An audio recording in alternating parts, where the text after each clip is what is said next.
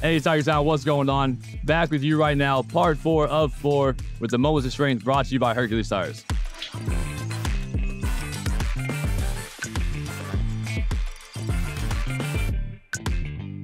So for part 4 of this series, I'm sad that it's coming to an end, but I'm happy for the reason. That's because we are heading into the playoffs. There's nothing better to talk about when it comes to a moment of strength of what it's going to take for myself and our team to overcome what the adversity is of playoffs in general. A couple things that are obvious. We're on the road. You know, if everything goes perfect, we're on the road game 1. We're on the road game 2 against 2 teams that we have not beat yet this year. And then we have the absolute blessing of possibly being back at home for the Grey Cup this year in November. So for me, I want to talk about the 2 games that it's going to take to possibly get to that home Grey Cup and be back in front of you guys. And that's going to be an away game in Montreal.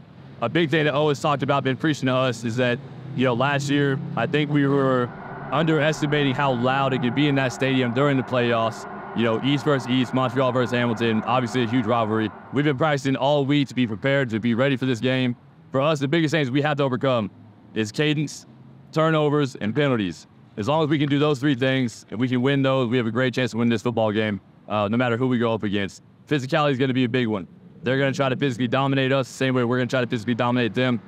And it's always a mental battle when it comes to playoffs because it's a test of how long you can keep that preparation and that focus going throughout the entire game. It takes that one lackluster, you know, loss of focus at a crucial time, and it's reaching the ball out for a first down. It's not tucking the ball as a quarterback in the pocket when a DN's coming around the edge. You know, just so many big moments in a game, in a playoff game, that can become such crucial errors and be detrimental to your, you know, basically lifeline as a season. There is going to be mistakes. Yes, you want to be perfect. We are going to strive to be as perfect as we can, but I'm going to have mistakes. Every single teammate's going to have a mistake.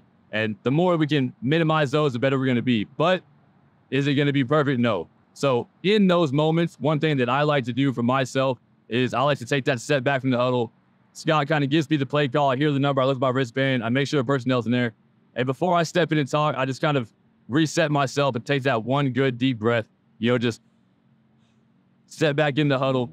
And not only that, I think it kind of helped my teammates see that I'm refocusing myself. O talks about refocusing all the time.